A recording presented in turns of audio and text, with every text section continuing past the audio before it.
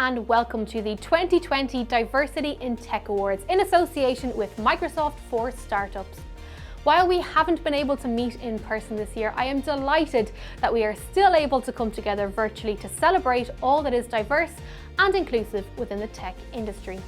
I do hope you are all keeping safe and well, and that you're looking forward to celebrating the achievements of our wonderful community. This evening we have 16 awards in total, 14 nominated awards and 2 special recognition awards.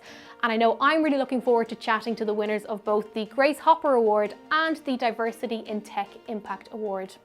Along with this, there will be an inspiring panel discussion called Not Another Branding Exercise. Are you achieving authentic D&I in your organisation? Joining us will be Daisy Auger-Dominguez of Vice Media Group, Andrew McAdam of Microsoft for Startups Europe, and Furkan Kariel of diversein.com. And this will be moderated by Abadise Osunasande of Hustle Crew. Before we start, I would like to welcome all of our nominees this evening. You should be so proud of your achievements, and you have all contributed to the championing of diversity in your workplace and communities. Now we'll have a few words from Tracy Carney, Managing Director of the Diversity in Tech Awards. Hello everybody. My name is Tracy Carney and I'm the Managing Director of Dublin Tech Summit and the Diversity in Tech Awards. 12 months ago, these awards were very different. Firstly, they were in person, but secondly, they were called the Women in Tech Awards. Dublin Tech Summit has always been committed to showcasing diversity, equality and inclusion in all its forms, and we wanted our awards to reflect this. This year, we've expanded, introducing new categories, acknowledging the advancements in the areas of LGBTQ+, health and well-being, disability and culture. With these new categories came a new name to reflect the broader scope of our awards, and so the Diversity in Tech Awards were born. It was last November when we first spoke to Andrew McAdam from Microsoft for Startups about our plans to expand the awards and their partnership with us. Microsoft were a perfect fit due to their passion for diversity and commitment to equality. Their partnership has elevated the awards, expanded our reach and ensured participation internationally. And I would personally like to thank Andrew McAdam and the entire Microsoft for Startups team for backing our new event and supporting us every step of the way. It's been a pleasure to work with you all. Our theme this year for the Diversity in Tech Awards is so important. Acknowledge, celebrate and inspire. All of you joining today have demonstrated these 3 core values over the past months.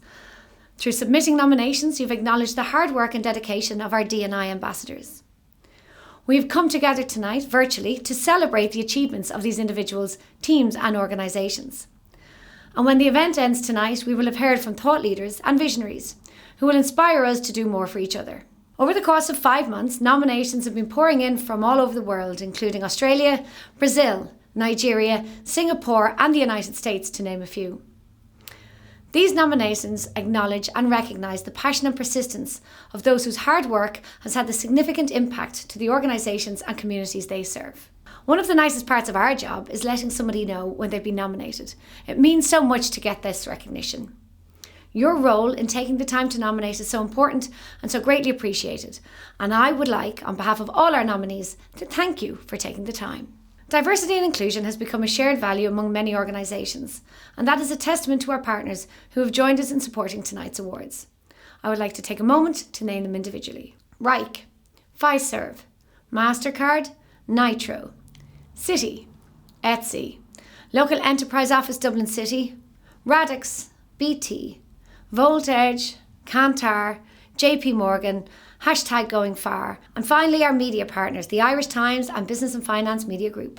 We've had a huge response to this year's awards, some outstanding nominations, so I won't keep you in suspense any longer. Back to you, Jess, and good luck to you all. Thank you, Tracy, for those words. And before we start, I would like to introduce Andrew McAdam of Microsoft for Startups, our headline sponsor, to say a few words. Welcome to the Diversity in Tech Awards. My name's Andrew McAdam. I'm the Managing Director of Microsoft for Startups in Europe, and I am incredibly excited to be involved in the Diversity in Tech Awards this year. Over the last few days, I've had the opportunity to engage and witness some amazing things. And what I wanted to start by doing is acknowledging the amazing nominees that we've actually had, the people that have been brave enough, shown that real courage to put themselves forward to be part of this process. What we will be doing soon is also celebrating those winners and the amazing achievements that they've done. Hopefully, what you're going to get out of this over the next few hours is inspiration. But it's really important that we all acknowledge the parts that we all need to play as part of this process. We need to challenge ourselves. There's a couple of words that I've heard over the last few days that I think are really important. One of them is listening. You've got the opportunity over the next couple of hours to listen, both about these amazing nominees, the panels that will be coming up. You'll hear some people that hopefully will give you the ideas to actually then challenge yourselves in the work that you're doing every single day. And the other part, you've already started to do this, is curiosity. You're here today to listen to these people, but it's important that as allies, as people that are living this, that we also bring this curiosity into the lives that we do to understand how we can really help move things forward. Thank you so much for the opportunity to be involved. I'm really excited and looking forward to what we can all do together. Thank you for that, Andrew, and a huge thank you also needs to be extended to our wonderful judging panel, who so generously and enthusiastically deliberated on over 300 submissions this year. Please join me in thanking our judges. Dr. Binja Dasani, International Award-winning Strategy, Innovation and FS Exec. Furkan Karyal, Inclusive Leadership Advisor and CEO at diversein.com. Gary Stewart, CEO and co-founder of The Nest. Mary Connaughton, Director of CIPD Ireland. Garrod Carney, CEO of My Access Hub. Melissa Bosch, Diversity, Inclusion and Corporate Responsibility Lead at Ernst & Young. Andrew McAdam, Managing Director at Microsoft for Startups Europe. Mauricina De Silva, Head of Business Growth Programme at London & Partners. Sarah Cunningham, Vice President at Mastercard Dublin Tech Hub. Pareen Farooq, Founder and Director at Inspired Human. David Conley, Business Advisor at Local Enterprise Office Dublin City. Katie Banks, Senior Director of Global People and Workplace at Nitro. Arlene Ennis, Global Head of Consumer Payments within TTS Technology at Citi. Fig O'Reilly, NASA Datanaut. And Shinjini Das, CEO at the Das Media Group. We want to hear from you watching at home. The best way to do that is through social media by posting photos of how you're joining us tonight, sharing our award winners and passing along insights from our featured speakers. Make sure to use the hashtag DITA20 so others can join the conversation. Now, I'm sure you all can't wait to find out who our winners are. So without further ado, let's get on with the show. First up, we have the Digital Transformation Award sponsored by BT. The winner of the Digital Transformation Award is tech-savvy, data-driven, and has the ability to inspire teams to engage in rapid experimentation that drives transformation and positive business outcomes. To announce the nominees, please welcome Gillian Chamberlain, Sales Director at BT Ireland. At BT Ireland, we help our customers rise to the challenges of digital transformation and embrace the opportunities of digitalisation on a global scale. We are proud to celebrate those engaging in rapid experimentation that drives transformation and positive business outcomes by sponsoring the Digital Transformation Award at the 2020 Diversity in Tech Awards. And the nominees of the Digital Transformation Award are Dana von der Heide, Parcel Perform, Sarah McIntosh, TCG, Miriam Nolan, Oracle Digital, Marie-Claire Cross, Xilinx, and Anita Kishore, Think and Learn, PVT Limited, Byju's. And the winner is Anita Kishore, Think and Learn, PVT Limited, Byju's. Congratulations. Next, we have the award for Female STEM Pioneer, sponsored by Dublin Tech Summit. The winner of the Young Female STEM Pioneer Award is somebody who has shown incredible potential in the field of science, technology, engineering or maths. Please welcome Tracy Carney, Managing Director at Dublin Tech Summit, to announce the nominees. Hello again, my name is Tracy Carney and I'm honoured to present the Young Female STEM Award on behalf of Dublin Tech Summit. DTS strives throughout its event for gender balance in all areas, and it's so important to encourage young women everywhere to experience careers in STEM. I am delighted to announce the finalists in the Young Female STEM Award. Allyship Imran, Hanson Robotics. Shri Divya Vadlapudi, Girls in Tech Foundation, Arlene John from University College Dublin, Azra Damdam from Uvira, and Samantha McNamara from Johnson Controls. I'm delighted to announce that the winner of the Young Female STEM Award sponsored by Dublin Tech Summit is Allyship Imran from Hanson Robotics. Congratulations Allyship, and well done to all the nominees. Moving on, next up we have our Entrepreneur Award, sponsored by Radix. The winner of this award heads up a tech, digital or e-commerce startup and will have been in business for up to 3 years. They must be able to demonstrate exceptional innovation, growth and have the potential to scale up and sustain. Please welcome Suman Das, Director of Brand at Radix, to announce the nominees. Hi there, this is Suman, and I lead brand operations and strategy at Radix, the company that operates .tech domains. .tech domains is a new top-level domain extension that aims to empower the digital needs of anyone setting up a tech project, a tech startup, or attempting to make a difference to the world by leveraging technology. Diversity can be one of the strongest forces in the quest to create change and progress in the world, especially through technology. We are excited to support the Diversity in Tech Awards, and this is our attempt to exhibit support and advocate the importance of appreciating inclusivity and diversity in the tech workforce.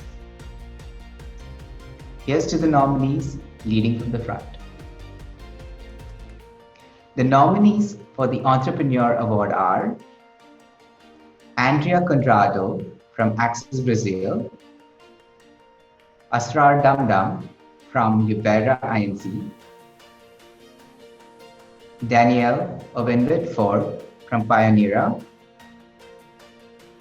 Georgina Midgley from Infojam, Kate Parkinson from Headset, Sindhu Joseph from Cognico Technologies. And the winner is Cindy Joseph from Cognico Technologies. Congratulations, Sindhu, and thank you, everyone. We now move to the LGBTQ+ award, sponsored by Mastercard.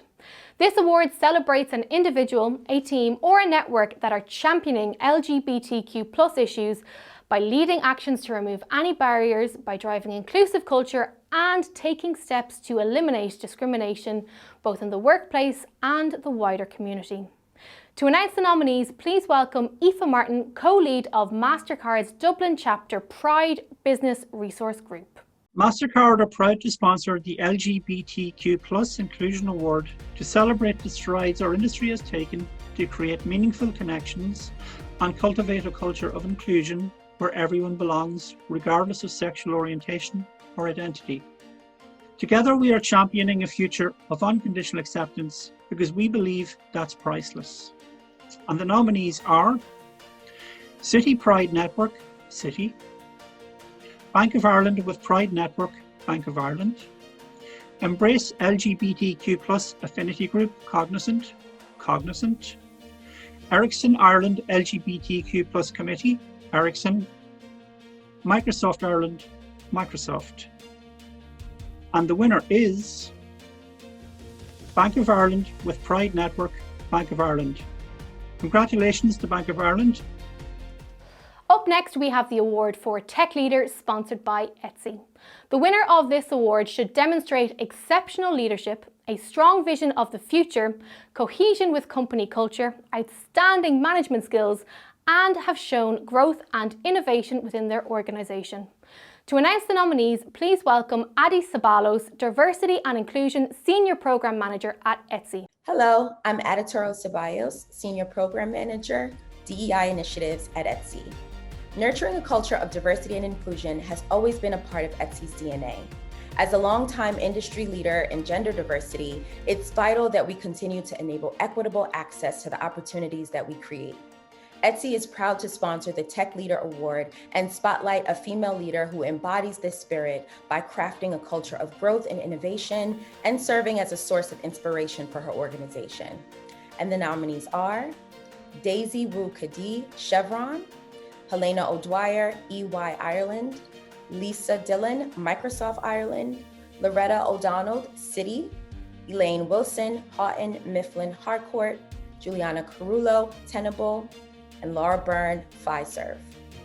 And the winner is Daisy Rulkadi from Chevron. Congratulations, Daisy. Now we come to the first of our special recognition awards, the Diversity in Tech Impact Award, sponsored by Voltage. This award recognises a not-for-profit organisation that has demonstrated exceptional initiative to promote diversity in the tech industry. To announce the winner, please welcome Frederica Shepherd, Managing Director and Co-founder of Voltage. Hello everybody, my name is Frederica Shepherd. I'm the Joint Managing Director and Co-founder of Voltage Management, and I'm delighted to be here today with you to make this announcement. Now more than ever, it is important that we establish clear, uninterrupted pathways and opportunities in a new blended workplace where technology and capabilities enable an inclusive culture for people to thrive and achieve. At Voltage Management, we want to recognise environments where people are represented as equals, where the benefits of diversity are celebrated, and the enjoyment that comes from an inclusion and a sense of belonging is shared with everybody. With this in mind, I'm excited to announce the winner of the Diversity in Tech Impact Award, and the winner is Out in Tech. Congratulations and well done. This year we are delighted to be awarding the Diversity in Tech Impact Award to Out in Tech. Out in Tech is a non-profit that unites LGBTQ tech community by creating opportunities for their members to advance in their careers, grow their networks, and leverage tech for social change. To commemorate the growth and ongoing success of this incredible organisation, I'm delighted to introduce you to Gary Goldman, Senior Programme Director of Out in Tech, who will discuss their work, their achievements, and what their future currently holds. Gary Goldman of Out in Tech, congratulations. You are the recipient of the Diversity Tech Impact Award. Congratulations. Thank you so much, Jess. I'm really happy to talk to you and really excited about the honor. It's a very exciting award. Tell us a little bit about Out in Tech. Who are you? What do you do? Where are you based? And why do you exist? Wow, it's really rare that a nonprofit has to make a corporate elevator pitch. Yes, go. And by the way, if I have an accent, it's because I am from France, so I will try to enunciate and speak slowly. But Alden Tech is a not-for-profit. We are based in the US, but have a global reach.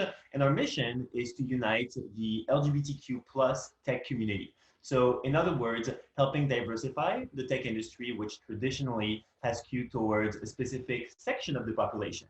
And so we do this by providing professional opportunities to our 40,000 members around the world, providing opportunities to connect to recruiters, to jobs, but also to network and engage in conversations around equity, diversity, inclusion in the industry, what it means to have an ethical tech industry. And because we are a nonprofit, a huge part of what we do is our impact programs that involve our youth mentorship program for the next generation of queer tech leaders, and also supporting LGBTQ groups around the world, mostly those who operate in countries where it's illegal to be gay. This is an issue that, we in Ireland are very aware of. We have made huge strides in terms of marriage equality in recent years. It was at the forefront of everyone's mind for such a long time and remains so.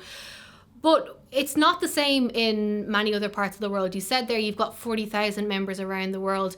Talk us through some of the day-to-day scenarios that people from the LGBTQ plus community encounter, and sort of paint a picture of how far we still have to go.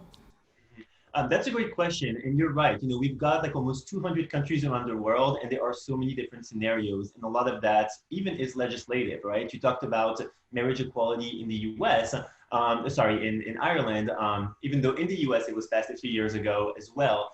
In terms of workplace discrimination, that's one that was at the forefront of the United States. I think it was just a few months ago that the Supreme Court ruled that you could not discriminate against lesbian, gay, and transgender people. Before that, and not many people actually know this, it was still legal to fire folks for their sexual orientation or gender identity in a majority of states. I believe it was 28. And so that's, that kind of legislation really provides, makes a difference for folks who rely on their jobs for their livelihood, for their healthcare, for their mental health, and generally to live their lives.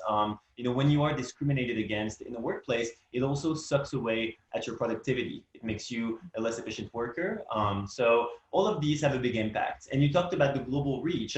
As I mentioned, we support LGBTQ organizations who operate in countries where it's illegal to be queer. Another fact that people may not know is that it's illegal to be gay in over 70 countries. And in 5 of those countries, actually same-sex consensual acts, as they're called, can result in the death penalty. So what we do is try to equip those countries, and specifically grassroots LGBT organizations, with the tech tools that they need, website and apps, to be able to raise funds, to be able to advocate for policy change, to build and grow their community, etc. But I will say the bulk of our work is still with our members in the US and tech workers, whether they're just entering the industry or they've been in it for decades. Some of the stats there about the number of countries where it's still, illegal to be gay, it just kind of makes your tummy drop a little bit. It's very sad. But it's the reality of 2020. If we look closer to home, so in the US, for example, where you're based, you mentioned there issues around equality and inclusion for members of the LGBT plus community in the workplace. That is still an issue. And throughout tonight, we have talked about the importance and the brilliance that comes when people are included, the innovation that can occur, the brilliant ideas that can come together. What are the barriers for it happening in workplaces right throughout the US and right throughout Ireland here? What are the hurdles that we still need to get over? Another great question. I think one that I'm specifically keen on, because I come from a data management background, is that we actually don't have a lot of data. I know this seems minor, but we really do not have a lot of actual information about representation of LGBTQ people in the tech industry. So I really hope that by counting people, we can actually count more, if that makes sense. We need organizations to do a better job at reporting on their queer employees and have self-identification possible to then be able to invest in those communities. I think to go into the nitty-gritty, there are still a lot of gatekeeping practices in the hiring process. And I'm sure you've talked about this before, whether it's, I think I recently heard that about 40% of jobs were obtained through a referral. And so when you have such an astounding stat, it means that you're going to keep on replicating the kind of nepotism and the kind of reaching out to your own network. This does not mean that you are hiring people who are not qualified, but it means that you're missing out on a whole portion of the community. And this has a sort of ESL, is it like, what is the opposite of a virtual cycle? A vicious cycle, really. Because if you keep on hiring the same type of people, you are sending a message to future talent that you are not necessarily welcome here. If you go to a job interview, if you go through 5 rounds as a software engineer and you are a woman and you only see men sitting in front of you, you know that you're going to be facing certain challenges. If you are a trans person looking to join a company and of course looking to access healthcare benefits, as is the case in the US, your job is tied to your health. If the company does not explicitly say on their website, we support all employees, we will not discriminate against all employees, it sends a message as well that you may not be taken as importantly as other folks. And I think that in the last few years, there's been a positive shift toward companies being a little more explicit about not just their diversity, because that word sort of has lost its meaning, but really their equity and inclusion strategies. And I think what we need now are actual clear goals. What are your goals when it comes to your board of directors? What are your goals when it comes to people in leadership positions? And how are you going to empower and support LGBTQ folks within your organization, as well as other minorities?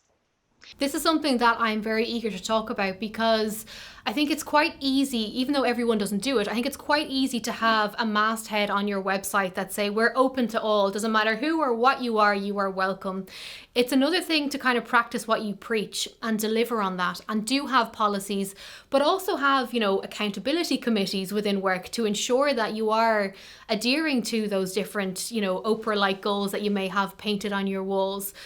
How do we go about ensuring that, they do deliver, and that, maybe the CEO of the company allows it to be on the website but doesn't actually follow through and doesn't allow for, whether it is gender neutral bathrooms or whatever pronoun you want to have? How can you have accountability in that scenario?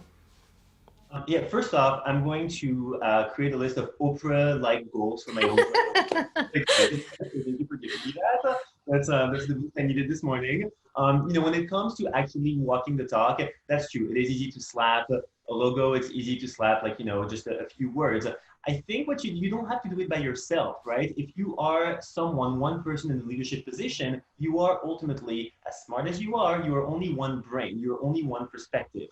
There's a few things you can do. The first one is if you hire more folks that have more perspectives and you invest in employee resource groups, right? So an LGBTQ ERG, you will actually have queer people in the company who will not just get the message and some funding to be able to have their say, but who will make those recommendations and will say, this is what I need from my workplace to feel safe. And then the second thing to be accountable is, I'm going to sound like a broken record, but you need data. You need some actual key performance indicators, some KPIs to say this is where we want to be in the next few years. This is our baseline. This is where we currently are. And then provide a level of transparency that we may not have seen from a lot of companies so far. Ultimately, there's a lot of steps that you can do, but they only mean something if they are done in a sustained way. For instance, we've seen a lot of managerial trainings. We've seen a lot of equity and inclusion training. If that is not followed up by clear goals, by certain audits to make sure that there's no performance review bias, that there's actually been a change in what leadership looks like, it'll just be a sort of empty and meaningless action. So the organisation is called Out in Tech, and earlier on in the evening we have been talking about inclusion, particularly for young people as well, young boys, girls, whatever they want to be when they grow up, they can fit in the world of tech. How do we go about including young members of the LGBTQ plus community to not only envisage themselves in tech, but being out in tech and being who they are and the fullest version of themselves within a community that up until recently has been predominantly male and a bit macho? Yeah. Well, okay, Jess, what did you want to be when you were growing up, when you were a kid? I wanted to be a teacher. Awesome. And did you have a favorite teacher that made you want to become a teacher? Yes, I did. Miss Hurley, she was great. Awesome. So it doesn't surprise me that it was, well, first of all, shout out to her. I hope that she's listening, that she's proud of you.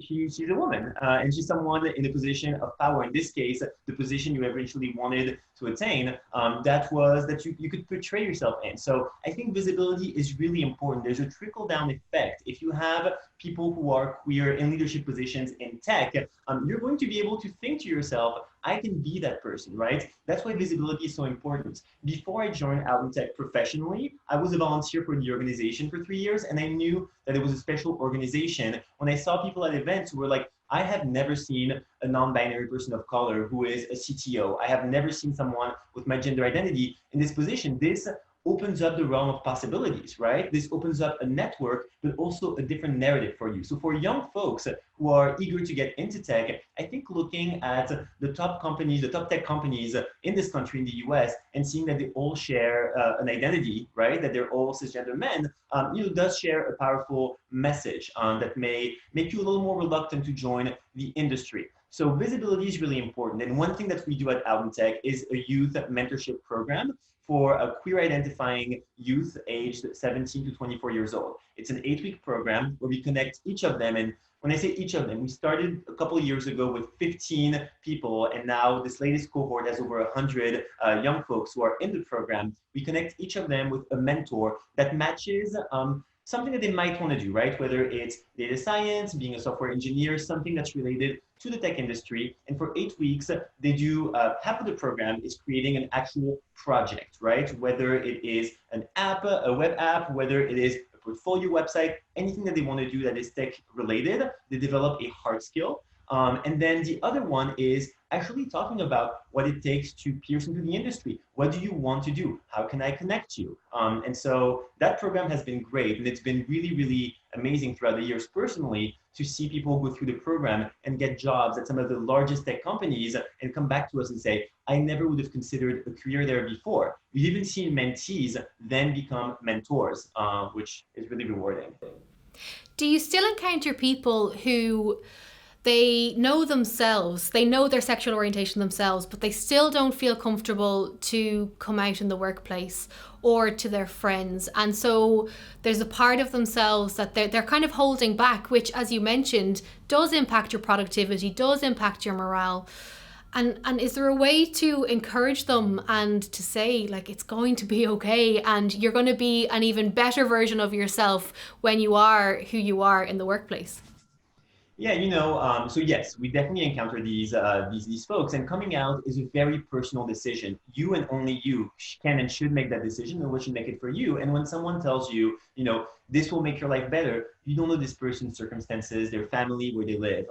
We do see these people. We have a very, very active Slack community, and because of the pandemic, we pivoted from IRL events to virtual ones, and everyone went to our Slack. Now, out of our entire membership, over half of it is on our Slack. And so we see these conversations and these testimonies, and it actually makes sense that some folks would not feel comfortable coming out. They're living in a state that even though they're legally protected, they still feel discriminated against. They are discriminated against at work with their families. You have to keep yourself safe.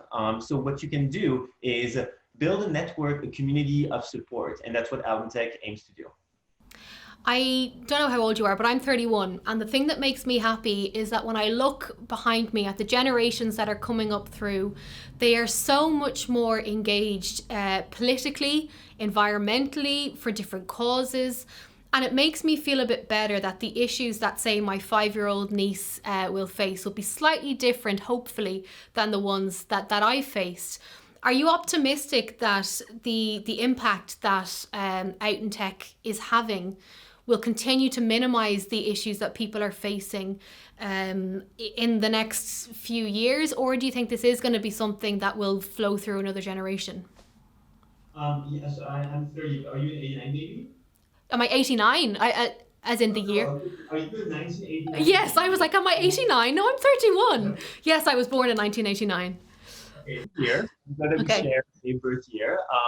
So to answer your question, I am optimistic, and you are spot on. Whenever we have folks go through our youth mentorship program, one thing I always see is that this new generation, whenever they're asked what product do you want to create, it is always infused with social justice in mind, with whether the topic is feminism, whether the topic is climate change, whether the topic is just general ethics in tech. So we see these products, and just to give you a couple of examples, it's an app where when you travel tells you what are some queer-friendly businesses around you, an app that allows you to safely report incidents of violence, right? And so I do believe that this new generation has high expectations when it comes not just to their employers, but the products that are being made. And by having more of these socially conscious people join the workforce, you are ultimately creating better products. You're holding companies accountable from within. So yes, I am optimistic about this next generation. Well, that is a lovely note to leave it on. Gary Goldman, the recipient of the Diversity in Tech Impact Award of Alden Tech. Congratulations again, and thank you so much for your time. Thank you so much. And if people, I need to do a little plug. So first of all, thank you, Jess. And if people want to learn more, please go to aldentech.com. You will find not just ways to donate and to make sure that you can contribute to our nonprofit success, but also that you can volunteer. However you identify, we love getting new mentors, new people to build those websites and apps for queer organizations. So please visit aldentech.com and say hi. Brilliant stuff. Thank you so much, Gary. Thank you, Jess. Up next, we have the Disability Inclusion Award, sponsored by Citi. This award celebrates individuals, teams or networks who aim to remove barriers and improve the working experience of employees with a disability or those who are demonstrating excellence in the delivery of these services. To announce the nominees, please welcome Arlene Ennis of Citi. Citi is really proud to be aligned to the Diversity in Tech Awards and to be sponsoring the Disability Inclusion Award. At City, we are committed to a diverse and inclusive workforce built on the foundation that all employees treat one another with respect and dignity and are comfortable coming to work each day.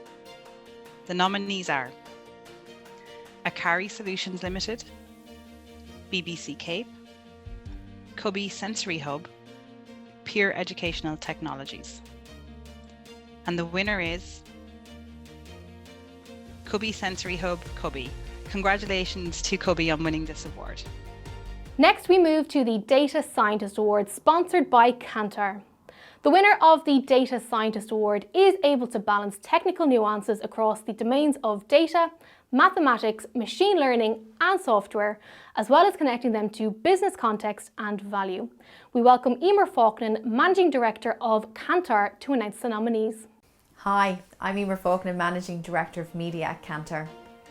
I'm very pleased that Kantar is this year's sponsor of the Data Scientist Award. At Kantar, we understand the value of data and the insights that inform and drive business outcomes.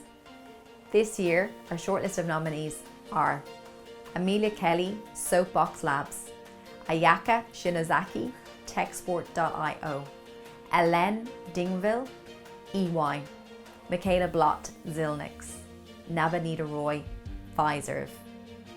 I can now reveal the winner of this year's award is Nabanita Roy, Pfizer. Congratulations, Nabanita. Congratulations to Nabanita Roy of Pfizer.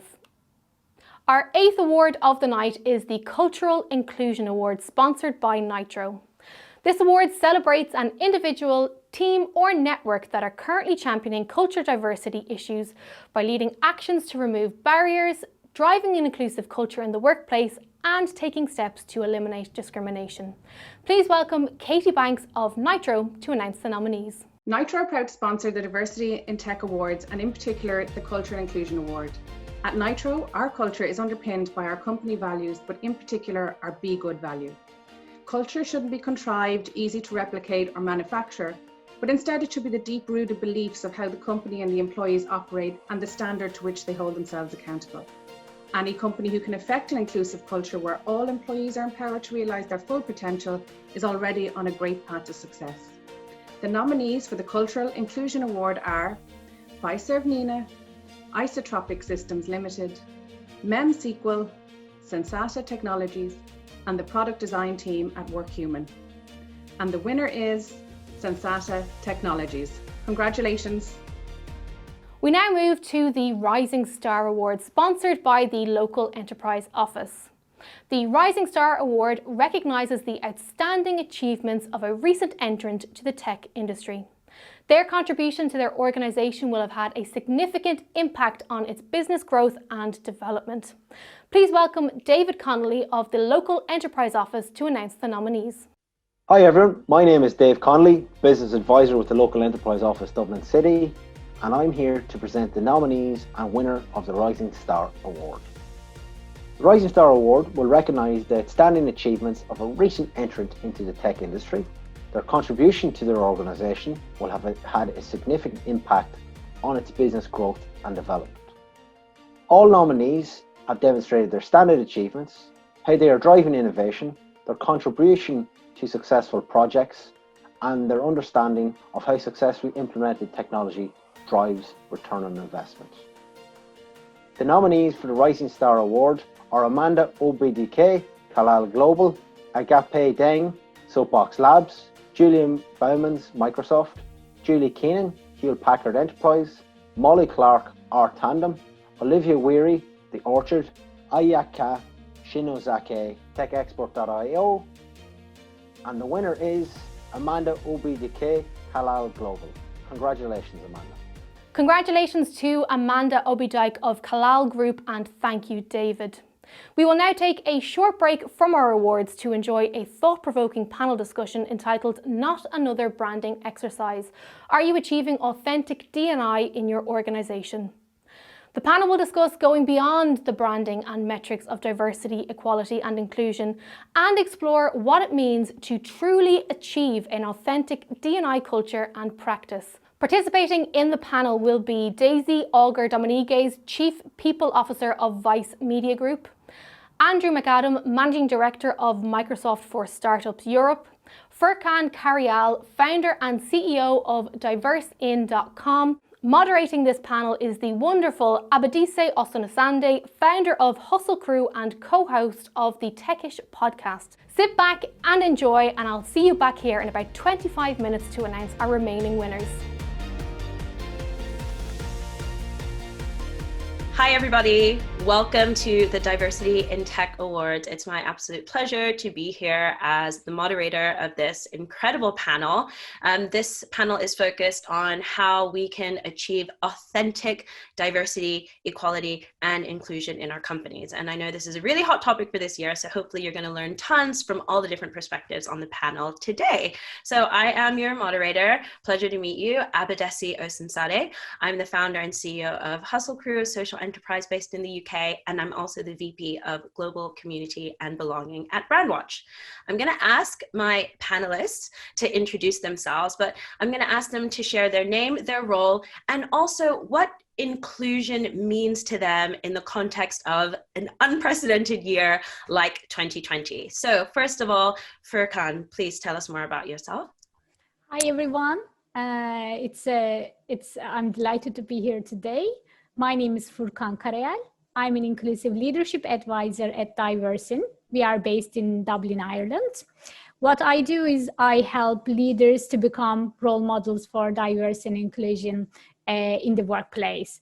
I am also a lecturer at AIDT Dunleary Institute Art, Design and Technology about equality, diversity and inclusion. What diversity and inclusion means to me is, I use this example, diversity is being invited to the table and inclusion is sharing the cake fairly. So when I emphasize on the inclusion again, I describe it as it's embedding inclusive mindset to day-to-day activities on whatever you do with your authentic values. So this is me in a nutshell. Wonderful. Thank you, Furkan. Daisy, over to you.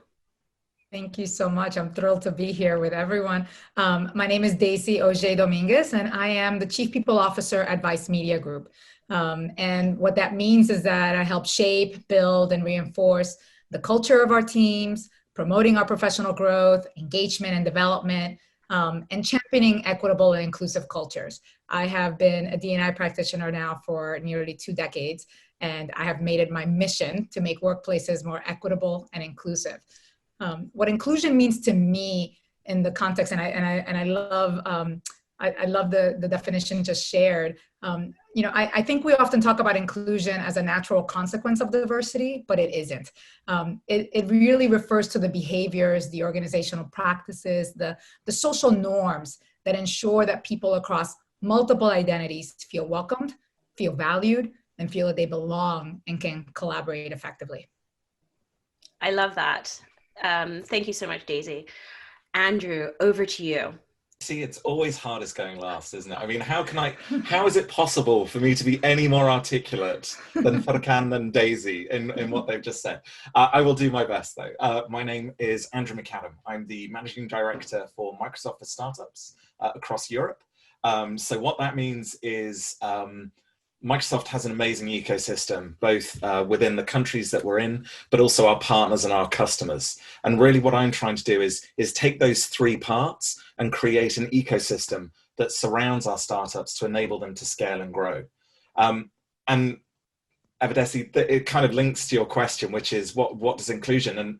And certainly from my perspective, inclusion to me is about giving equal opportunity. And I'm sure, having seen you in the past as well, Abadise, I think this is maybe sometimes we need to be unequal in the way that we think about this, but I think certainly from my perspective, it's about giving equal opportunity. And what I've seen this year, I think more than anything else, has been the ability for us, because of this recognition that we no longer have to travel to see each other. Actually, what we're doing right now is actually enabling an awful lot more inclusion, I believe, in a lot of environments that I'm seeing at the moment. I think it's been one of the really sort of transformational things that I've seen this year, actually enabling people to get more access to opportunities they might not have done in the past. I love that. Yes, I'm definitely with you there. I think there's always so much we can do to level the playing field and take into account all the different lived experiences that are coming to the table or trying to get to the table or trying to get their slice of the cake, as Furkan so beautifully put it. I'd love to start off with my first question. Furkan, this is directed at you. I joined Brandwatch 3 months ago in a newly created role to lead on belonging. And I feel like there are probably a lot of people in the audience who, like me, have recently taken on responsibilities to create greater representation in their teams or create more inclusion in their culture. As someone that is hired to help leaders do exactly this, I'd love for you to highlight some of the most common mistakes that you see leaders make when they set out to make their companies more inclusive. I'm sure there are a ton, but maybe focusing on the common ones. Please share. Thank you very much. It's a very good question, Abidesi. If I summarize it, maybe I can mention 3 important things. The first thing for leaders is to embrace diversity and inclusion. If they ask if it's for me or if it's for the employees, is it something for the organization? Is it for the team? But if they say that it's not for me, it's for the team, then they are not able to reflect these diversity and inclusion to their leadership style. And number 2 is, I can say, treating diversity and inclusion in their agenda as their business case is super important. Once they set the tone, they prioritize it, then everyone in the organization will embrace that as well. And the importance of inclusive leadership actually comes to when, let's say, you have a very diverse team, but without inclusive leadership, the benefits of diverse teams are not being enabled. Their performance comparing to homogeneous teams are actually lower. So engagement, diversity and inclusion is being enabled by inclusive leadership. And finally, when leaders are listening, they are actively contributing. Imagine you are a leader of 1,000 employee organization, and how are you going to make step to solve how are you going to make a solution to diversity and inclusion? It's actually by listening to those authentic voices. You ask them to help you in this, and it's not only your responsibility, but it is the organization's overall responsibility. And once you open that safe space so that people can bring themselves and people can bring their needs to the table, it's just easier to solve organizational problem, and people are very, very helpful to help the organization to succeed. In summary, I call it's all about having a safe space to bring differences and embedding inclusive mindset to everyday activities with your authentic leadership values. So I call it inclusive intelligence. So inclusive intelligence, I love that. What I love about those 3 distinct themes is that they actually all fall under this idea of having a really holistic approach. You have to be bought into it as a leader on a personal level as well as on a professional level. You have to understand the value of this work to the overarching business needs. They're not separate, they're complementary. And then finally, you need to listen to the people who have the most to say about this, who are affected by this. I feel like these are actually incredibly valuable guiding principles or philosophies. So building on that, I'd love to draw in Daisy and then Andrew. When you think of the guiding principles or, you know, those kind of like core ideas that leaders should have when trying to approach diversity and inclusion in an impactful way, are there any other things you'd like to add to the list or any things that come to mind based on your experience? Daisy. Sure, and absolutely agree with Furkan's lovely assessment.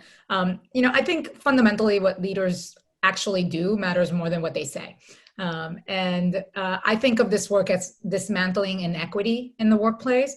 And it's about a lot more than just public displays on social media, which is what we're seeing a lot of, or one and done recruiting initiatives, anti-bias and anti-racism training, or even just creating the jobs for someone else to solve, right? This is really fundamentally leaders' work. This has to be very personal. And so I always begin and have engaged leaders and colleagues in this work as something that has to be very personal to begin with. You really have to, I call it hold up a mirror. I have a TED talk about it, and I really say, I was like, you have to really hold up a mirror, look inward, and really reflect, and think about and listen, and be open to listen to things that are going to be uncomfortable.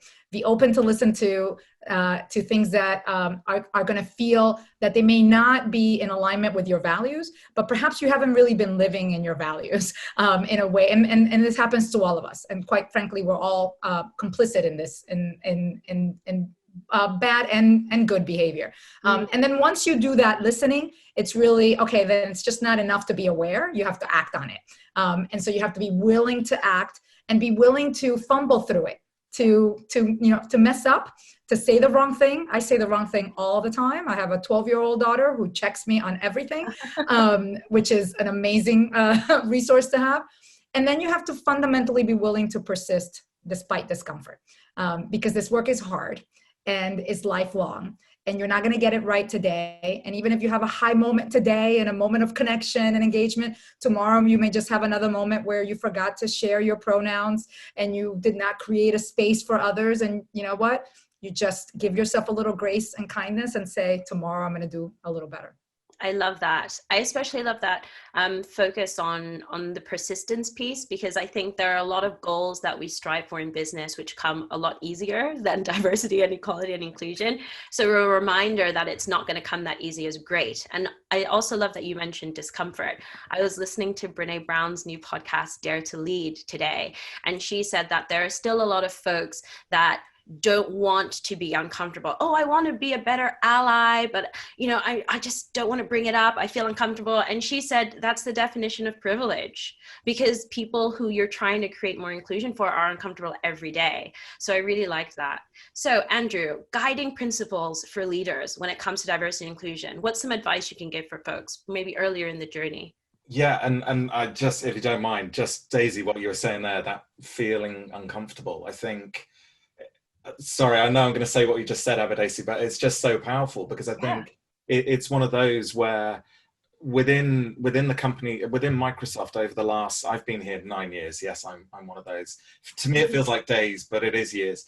But the cultural shift that we've been through, and one of the things that really stands out for me is historically, without a doubt, Microsoft would have been the know-it-alls. You have to go in and you need to know the answer to every question. And then look, I'm, a white, straight, middle-aged man. I'm the ultimate, sort of stereotype of the know-it-all. It's like you go in, you've got to have all the answers to the questions. And the biggest shift has actually been to the learn-it-all, to actually ask questions and feel not comfortable, feel uncomfortable with not actually having the answers, but starting to understand what that means. And it actually ties into the word that I talk to an awful lot of startups about at the moment, which is around curiosity. Mm-hmm. So it's actually realizing it's good. It's not only okay, but it's important to be curious and to ask questions, and from that actually learn and build and grow from that experience to help move the whole conversation forward. So for me, curiosity has probably been one of the most sort of important and sort of consistent phrases that I'm using when it comes to startups, how they need to approach these situations as well. I love that. Thanks so much for that reminder that it's okay to not know everything. And maybe there's a lot of value in sitting in that space of discomfort that comes with being schooled on something that you need to know but don't know enough about. I think that's a really timely reminder. Thank you so much, Andrew. So let's switch gears a bit. One of the biggest stories of this year when it comes to diversity and inclusion has been Black Lives Matter. I think we can all remember what was going on following the tragic murder of George Floyd, Breonna Taylor, Black squares being posted all across social media. Daisy, I'd love to turn to you first of all. How did the events of Black Lives Matter impact people practices in your organization? What changed?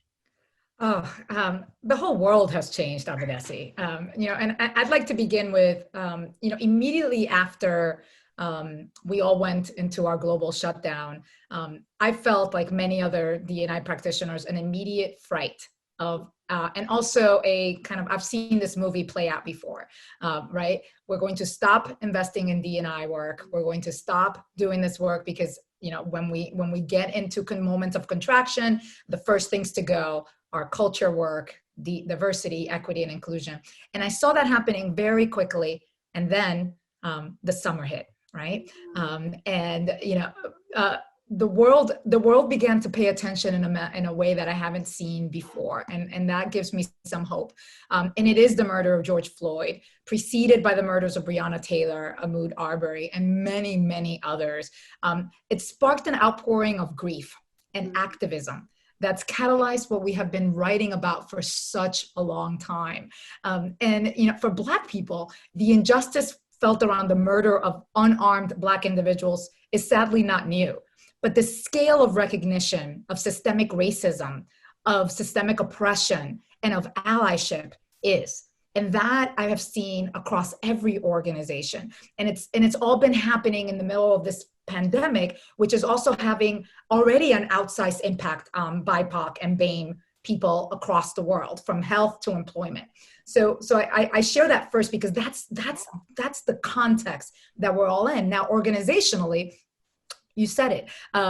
In the summer, everybody started responding in many ways artificially. And many companies started getting called out. During the summer, a number of Black and women of color, former Refinery 29 employees, which is one of our lines of business at Vice Media Group, shared through social media negative experiences that they had lived through during their time working at the company.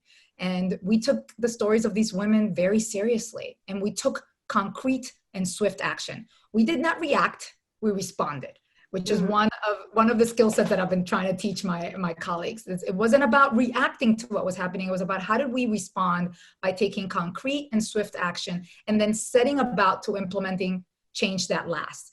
And at Vice Media Group, we had been undergoing a quiet transformation for quite some time. I was hired in May of this year, before all of this happened. So I was hired during the pandemic, but I was hired very much with a lens on bringing in an expertise around culture and inclusion. So my CEO, Nancy Dubuque, was already thinking about this work.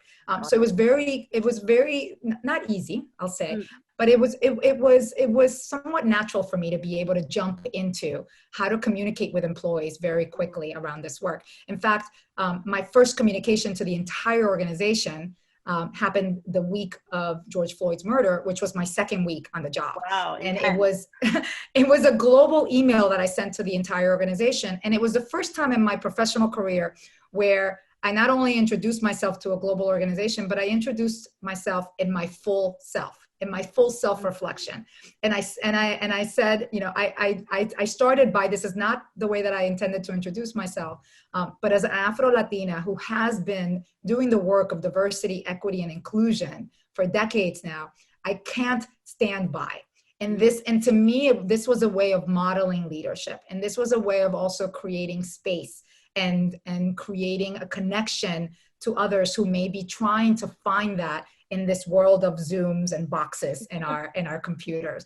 And so that was very important to me. And we set about communicating to employees what we were thinking and how we were thinking about it, and how we were starting to build, and this was in the very early stages, our understanding and our self-reflection of what needed to be done. And so my first ask of all of our leaders was, you do nothing now.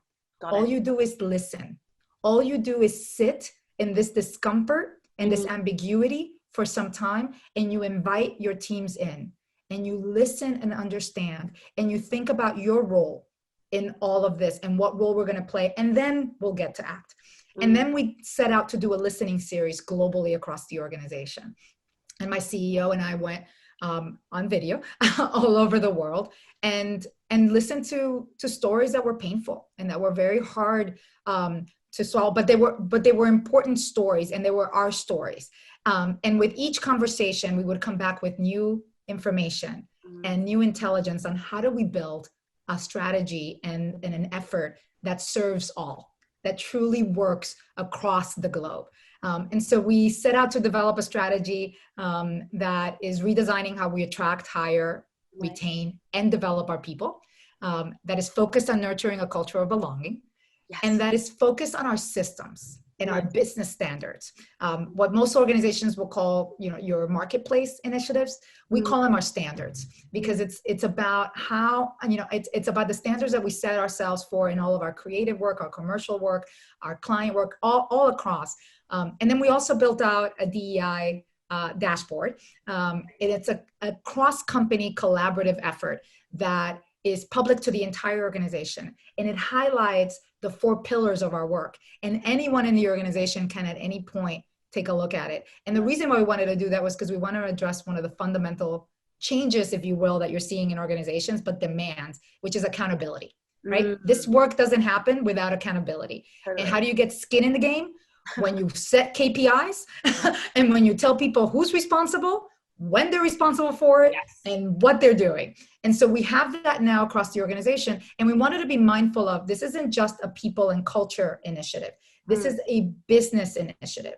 And so our pillars are around people, culture, systems, and standards. And within the standards piece, which is our business piece, those owners are all our business leaders. I love and that. So they're in the process of frankly coming into their own with this work, but with such energy and enthusiasm and really connection to the work that we do, right? We shine a light on stories. That's what Vice Media Group does. And we had to shine a light on ourselves in order to do that and connect that work. I love that. It's wonderful to see the evolution, to your point, of the response, not the reaction. Like, let's be considered in how we meet the needs of a global community of employees, as well as customers that are going to hear these stories and be impacted by them. And I think it goes back to the point you made around persistence. If you're rushing into that knee-jerk reaction, you're not going to do something that's values-driven, systems optimized, aligned with the bigger picture. You're just going to be doing something in the moment, and that could be actually negating a ton of other initiatives that are already going on. So I think that's really powerful. And then, of course, accountability. So Furkan, I'd love to bring you back in here, because I think one of the things we hear a lot in the context of accountability is allyship. There are so many people right now that want to know, how can I be a better ally to my Black teammates, to my parents who are working from home, folks with disabilities, anyone really from an underrepresented group? When folks approach you to discuss allyship, what are some of the things that come to mind immediately as places for people to start or things that people can do?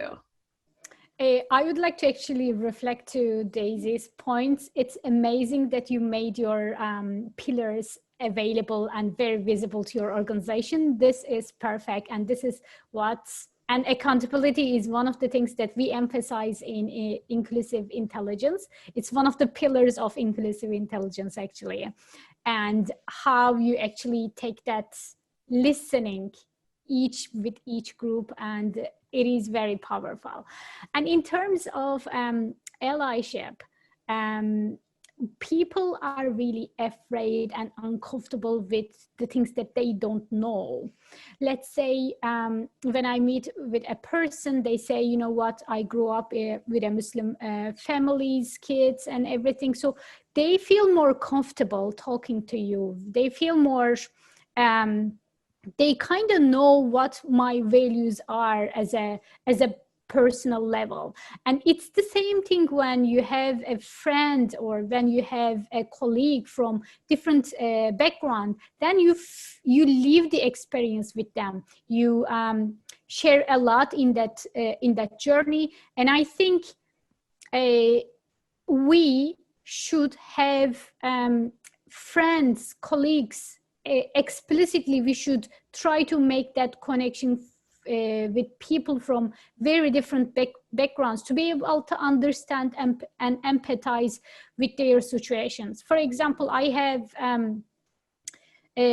friends from LGBT groups. I have friends from disabilities groups that they are looking for jobs, and I know how they are going through what kind of difficulties in the hiring process, in the interview process, the accessibility and everything. So having someone seeing the lived experience, just the first thing that you see the difficulties, you can empathize with them.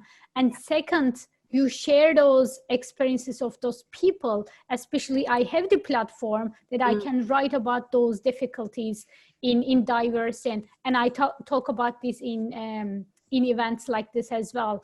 And also another thing I think as a leader can be a good ally is asking, how can I make it easy for you from the very beginning?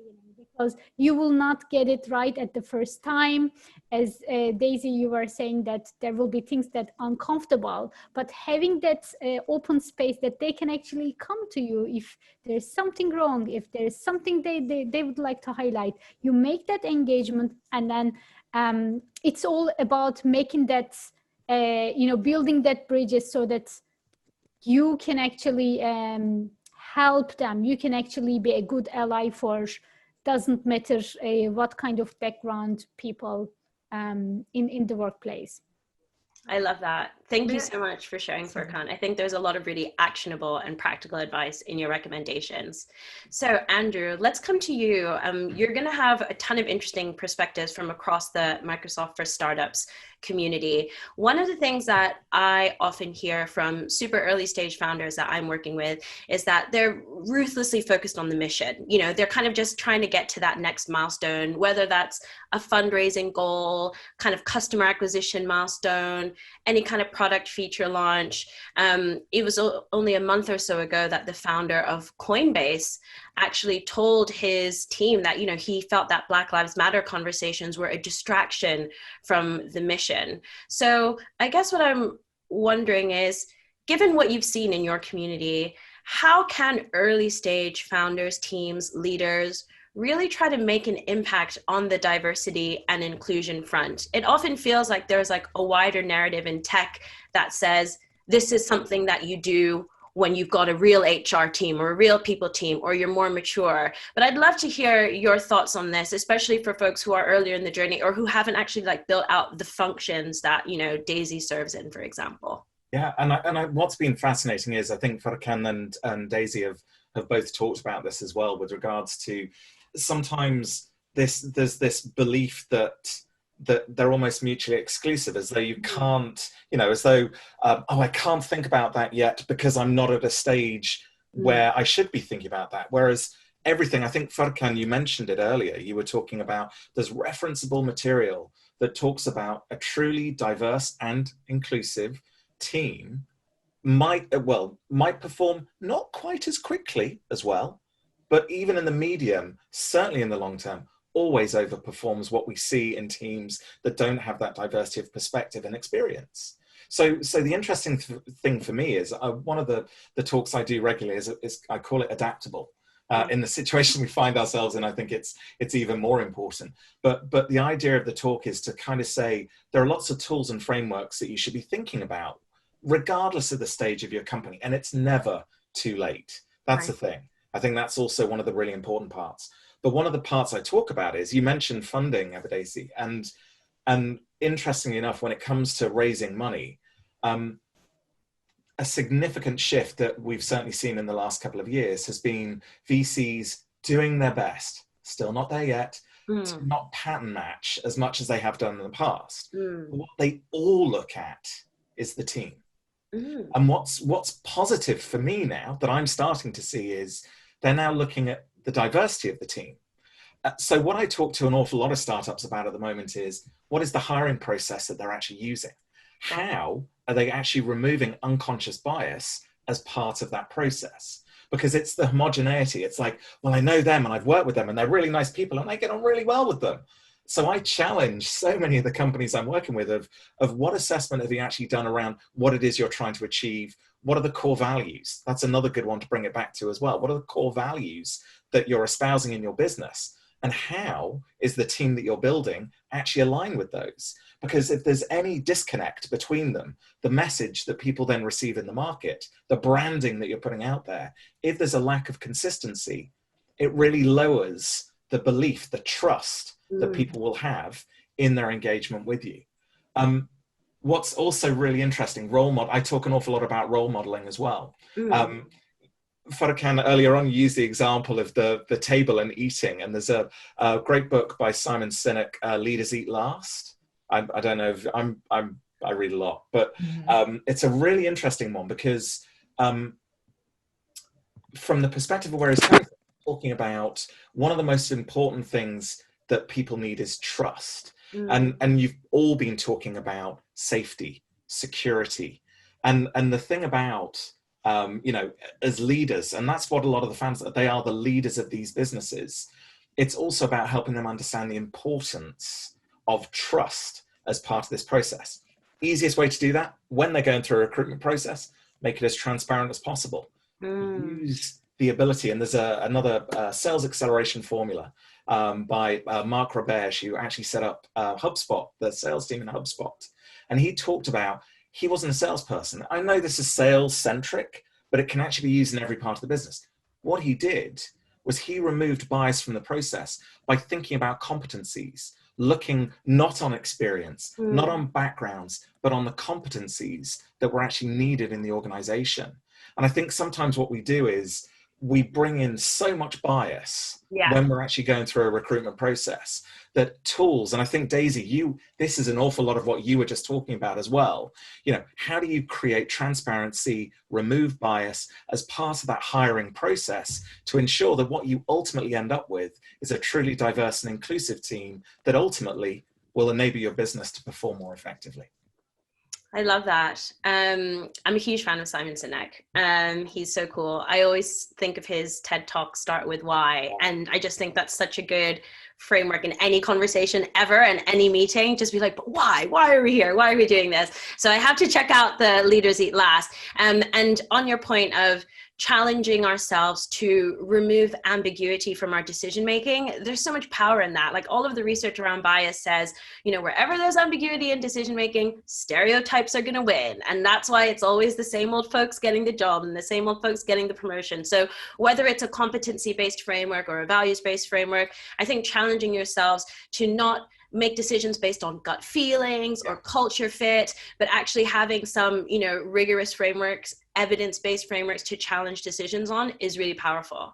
So and sorry, on that point though, I think I know it's something that you, and I heard you talk recently actually, and I think both Daisy and Farkan have both mentioned this as well, but it's the KPIs, isn't it? It's actually making it tangible that I think sometimes is missed. Therefore, by doing this, bringing KPIs to so many things we do, actually hold us as accountable to this process as well.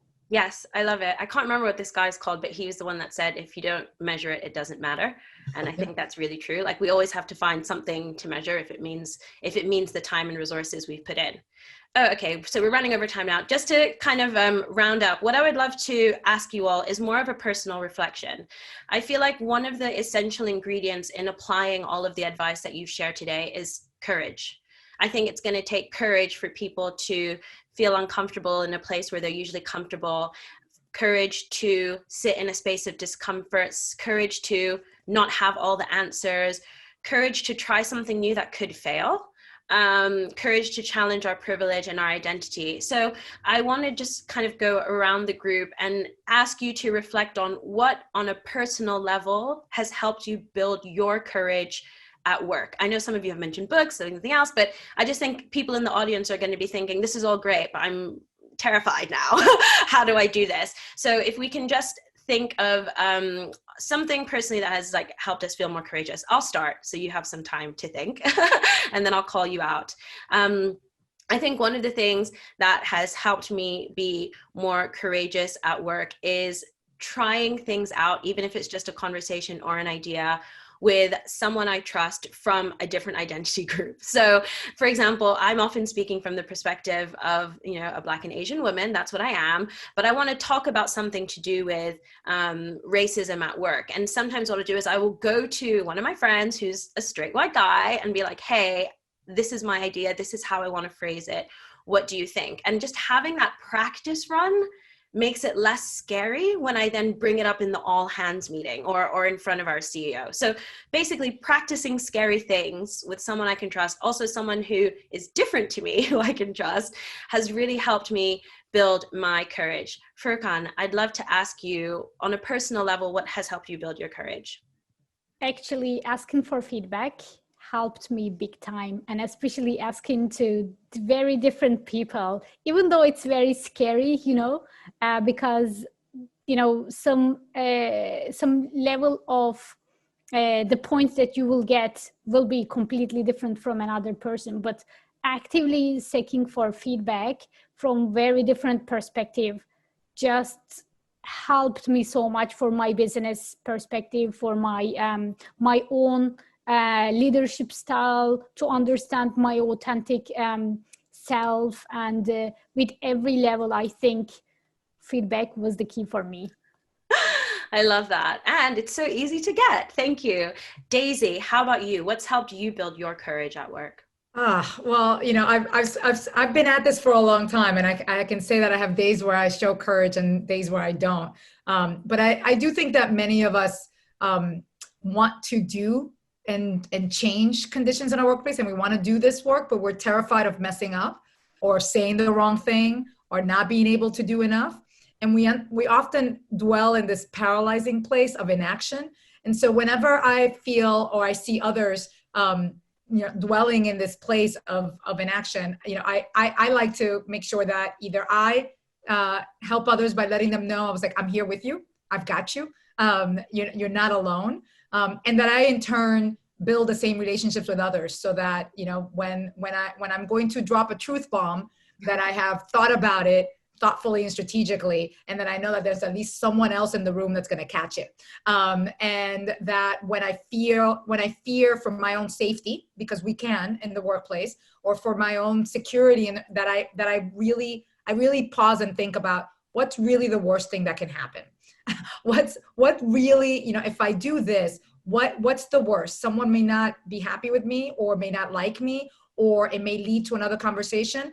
And I weigh those risks, and 9 out of 10 times, it's for me, it's an opportunity to really just to try it. And the more that we try it, the more muscle building that we do, right? Nice. Because courage is muscle building. So it's like, it's daily actions, day in and day out, that get us to build our bravery muscles.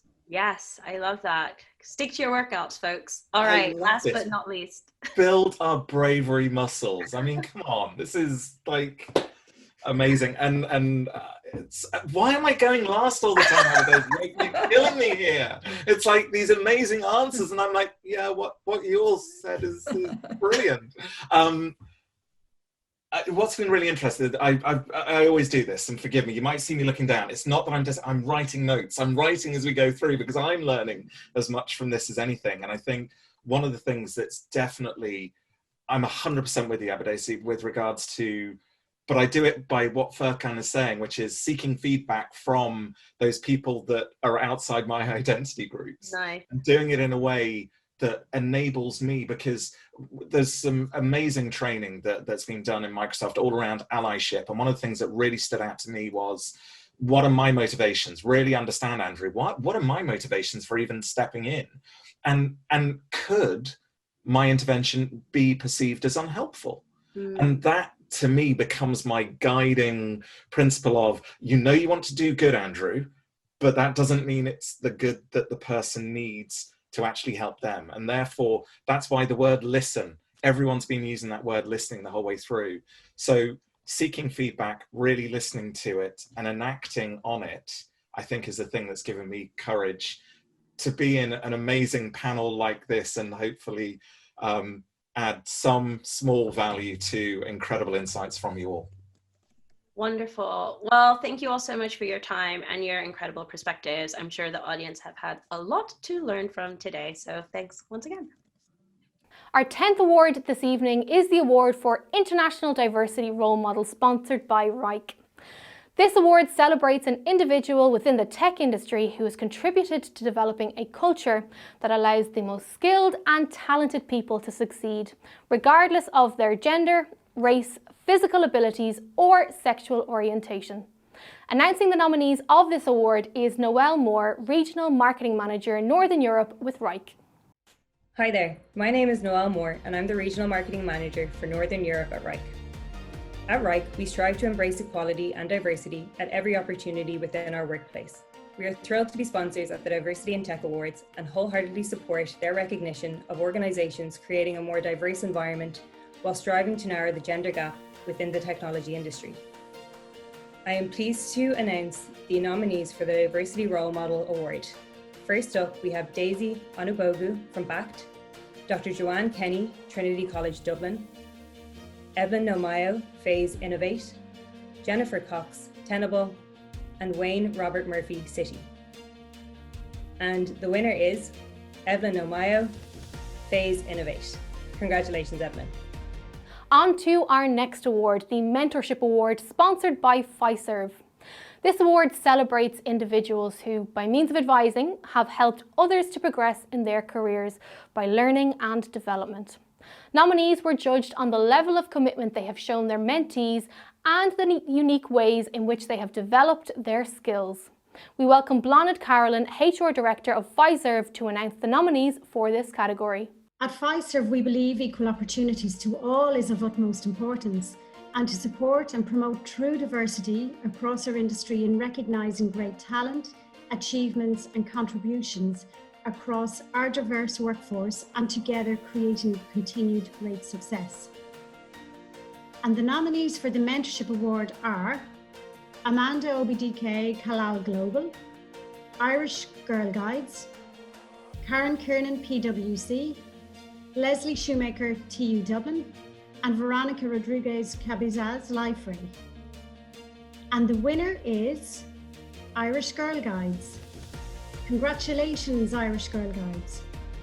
Congratulations to the Irish Girl Guides, and indeed thank you to Bláthnaid. We come now to our Health and Wellness Award, sponsored by Business and Finance Media Group.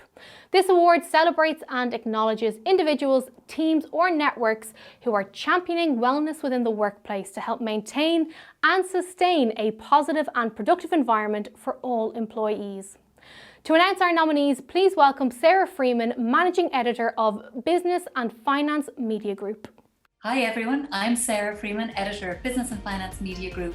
I'm delighted to be here today to help celebrate the nominees of the Health and Wellness Award. We all know how important health and wellness is, and we believe that positive and effective engagement with employees is a mark of authenticity and quality in a company. On behalf of Business and Finance, I'm excited to announce the nominees.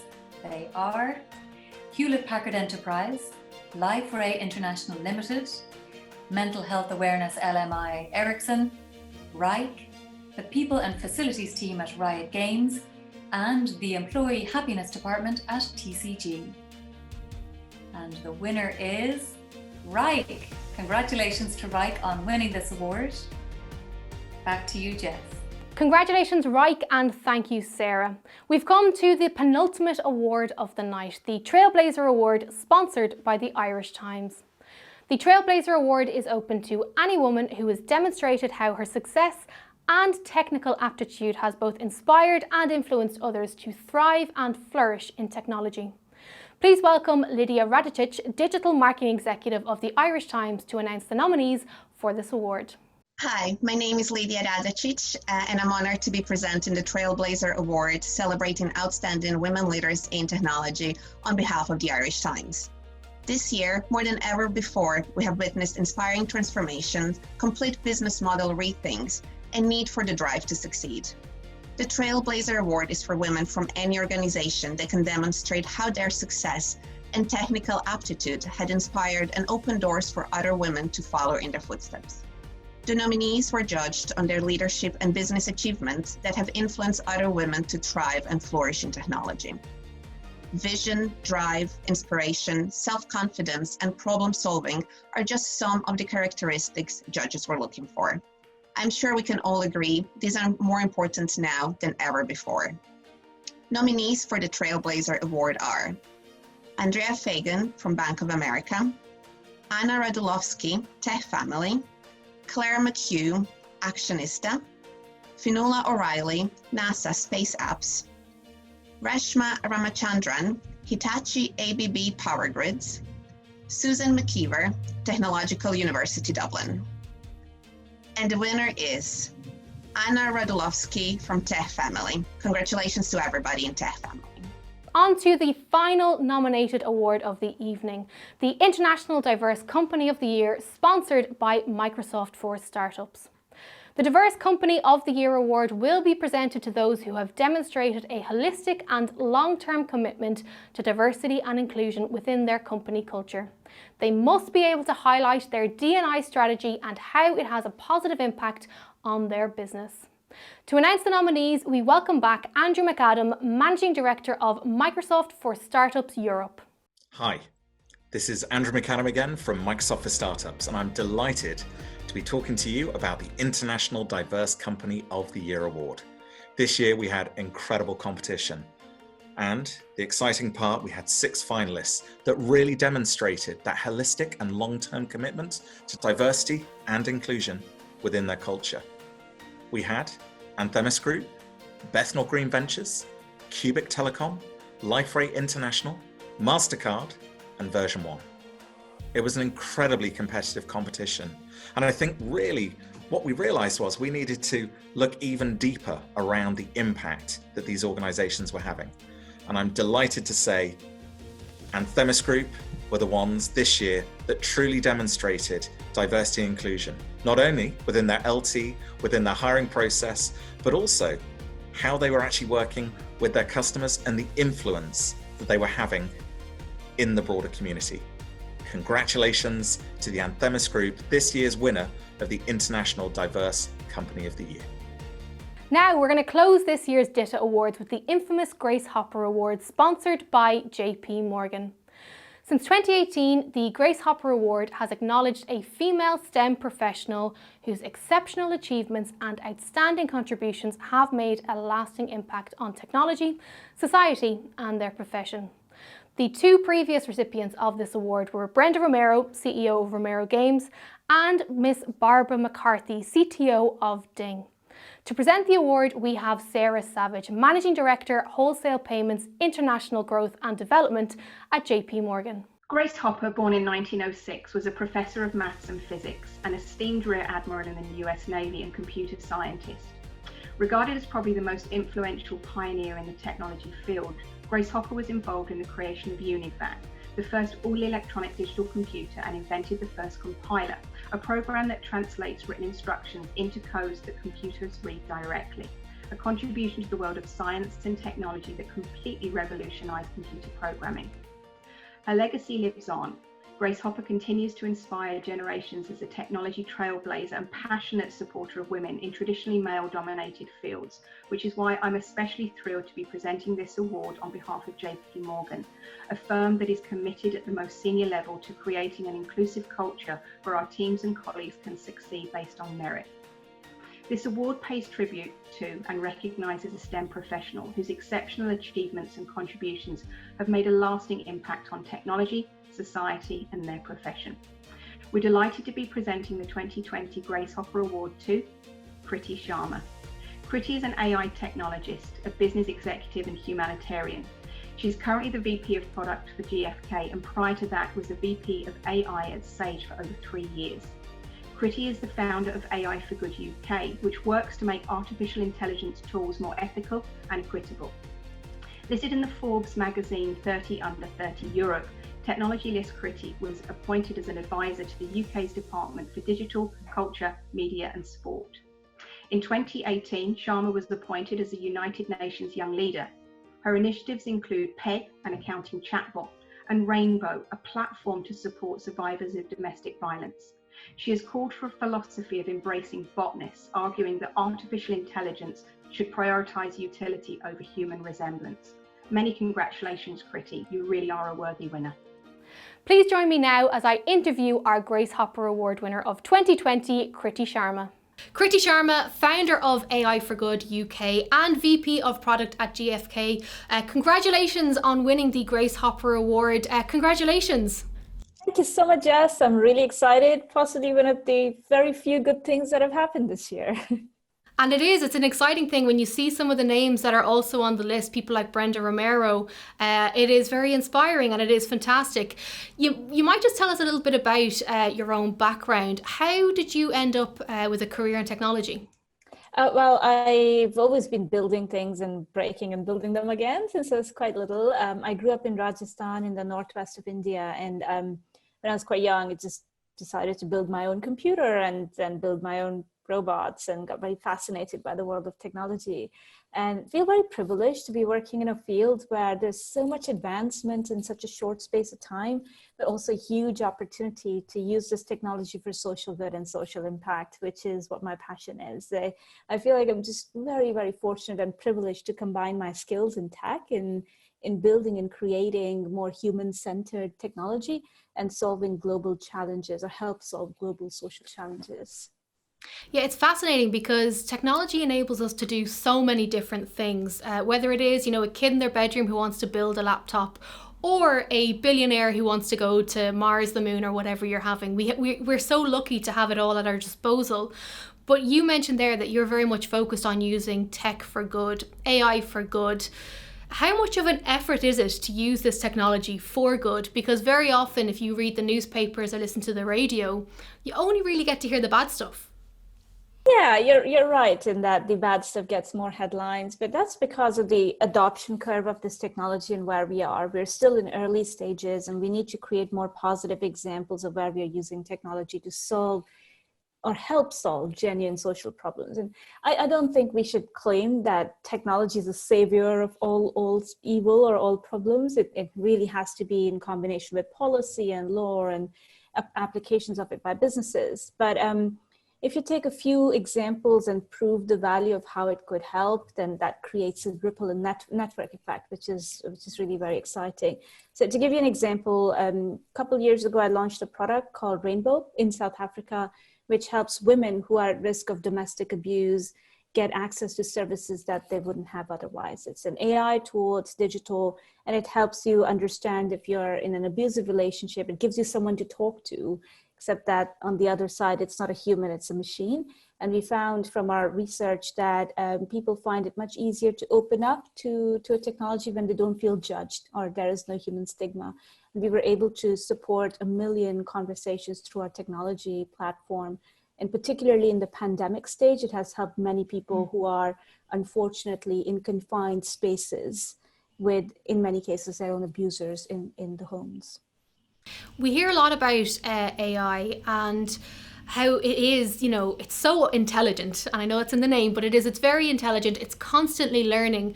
But is it true that the fear factor is because it learns from humans, it can inherit some of our biases, whether that is gender, race, sexual orientation, all of these things, because it's built by humans, can leak into then the technology?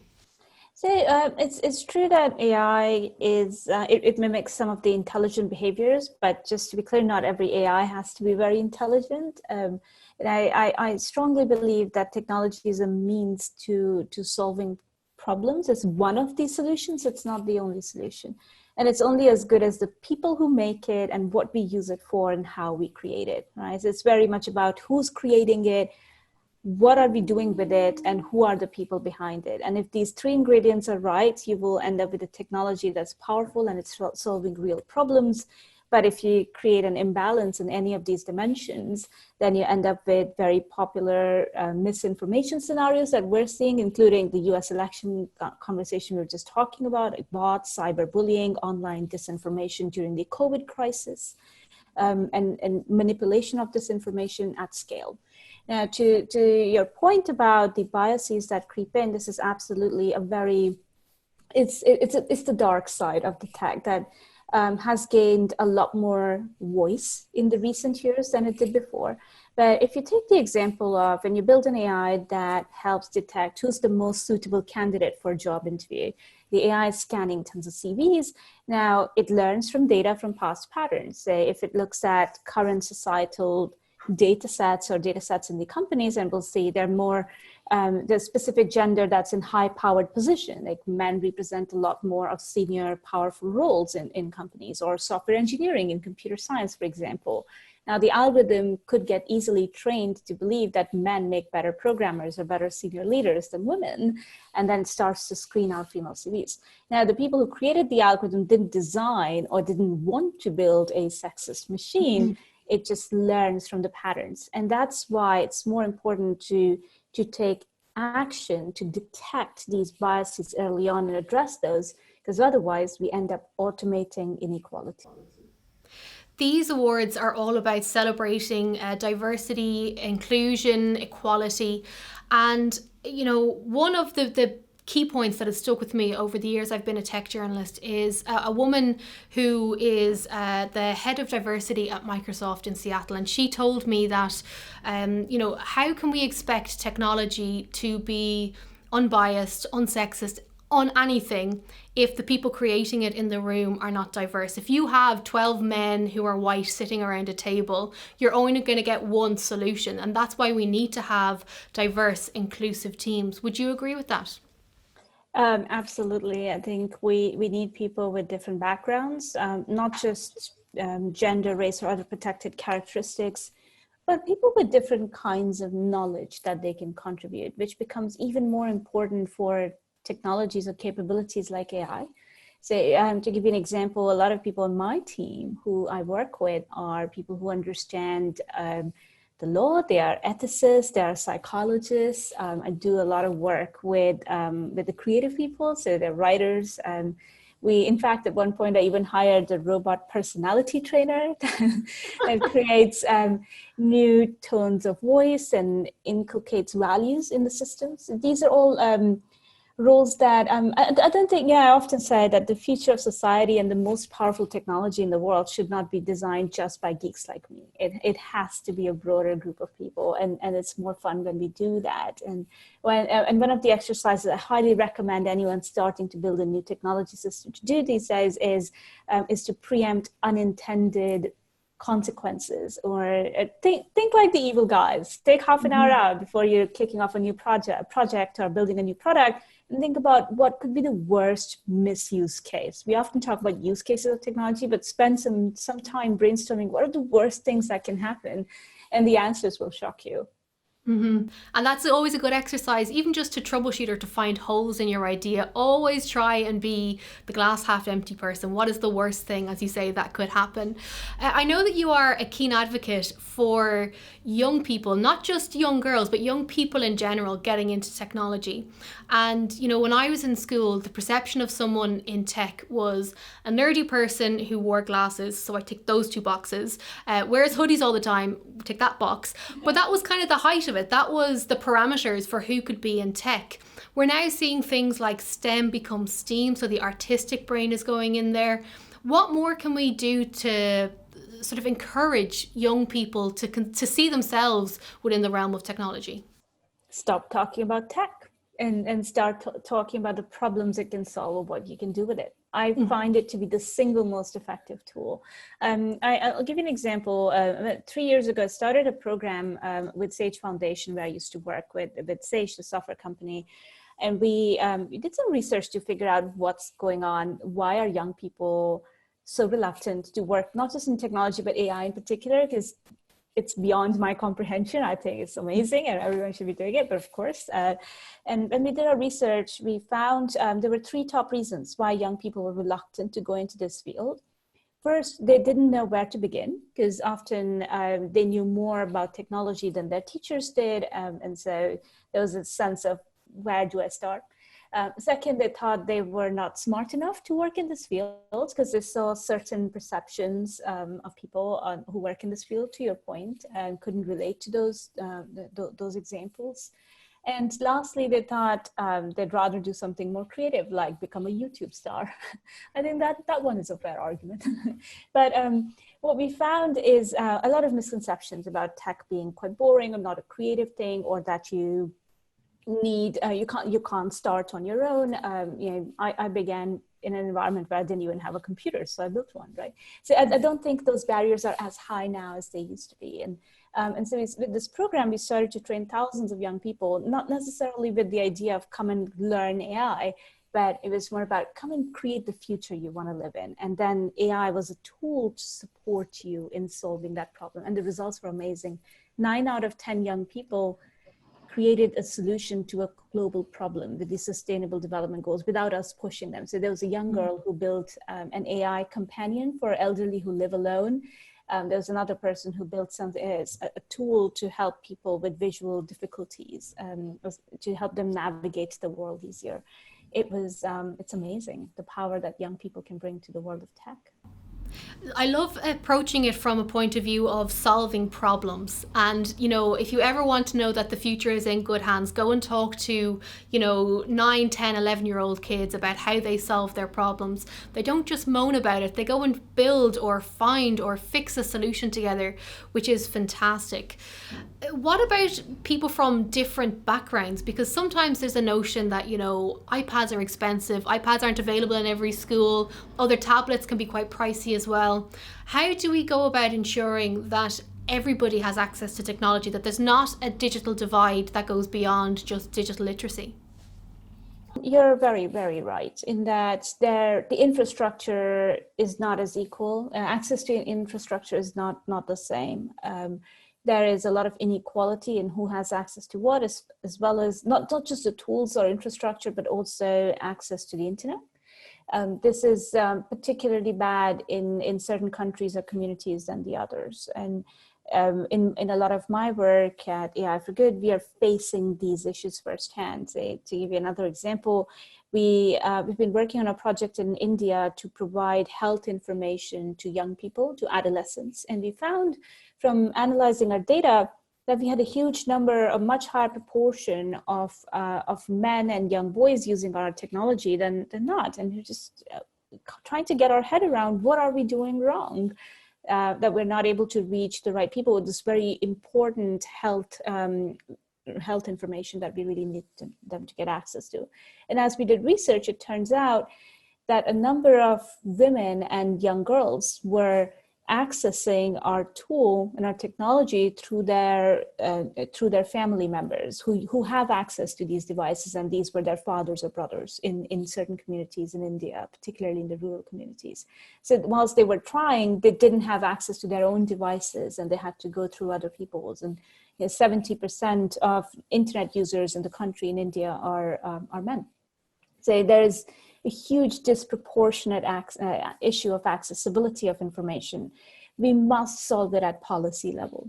It cannot be left to individual people or companies to take that effort. We all have a role to play to make sure people have right to digital education, right to internet access, right to information, but it has to be solved at a systemic level so everyone has it, and it's not just left to individual people to sort it out. Absolutely. We are going through, and I hate the term, but unprecedented times. It's been a very uncertain year for so many people for a variety of reasons.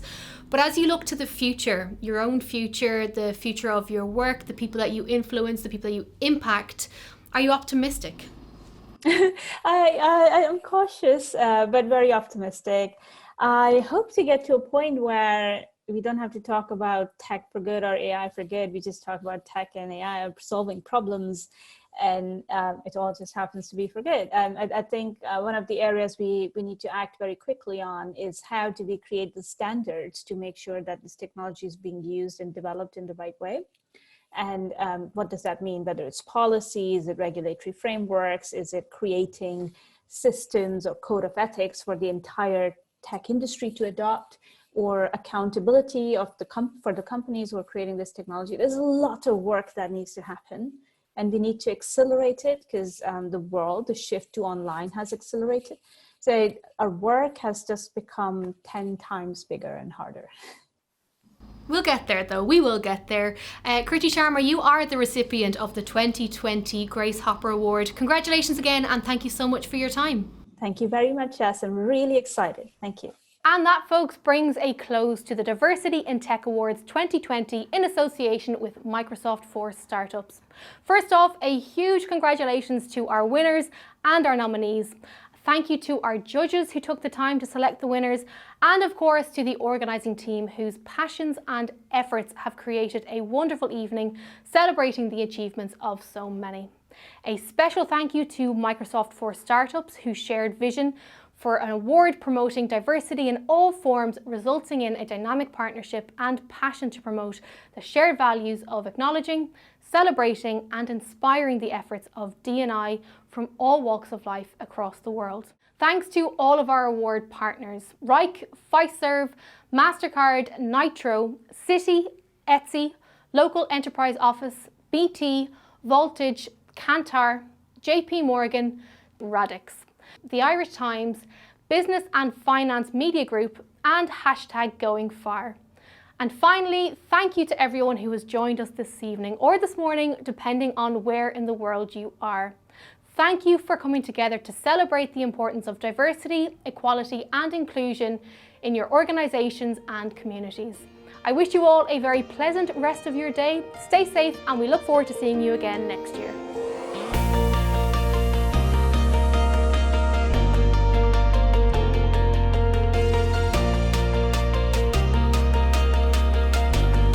And the winner is Anita Kishore, Think and Learn, PVT Limited, Bijous.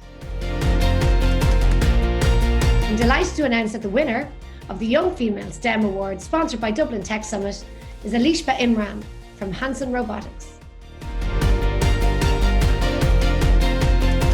And the winner is Cindy Joseph from Cognico Technologies.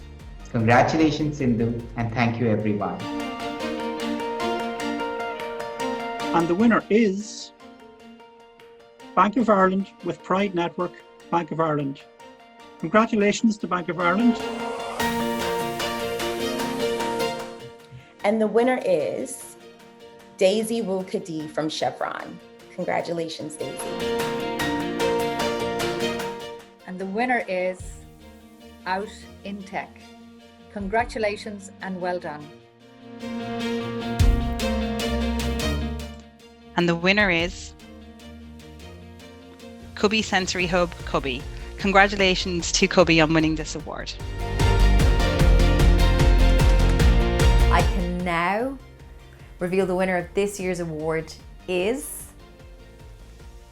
Nabanita Roy, Fiserv. And the winner is Sensata Technologies. Congratulations.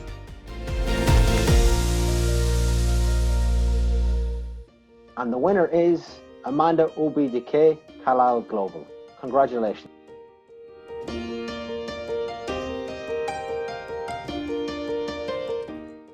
And the winner is Evelyn Omayo, Phase Innovate.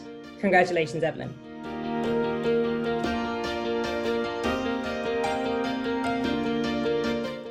And the winner is Irish Girl Guides. Congratulations, Irish Girl Guides.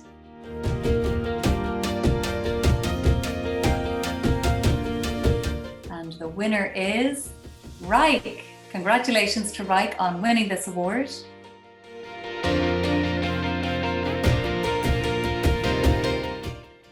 And the winner is Anna Radulowski from Tech Family. Congratulations to everybody in Tech Family.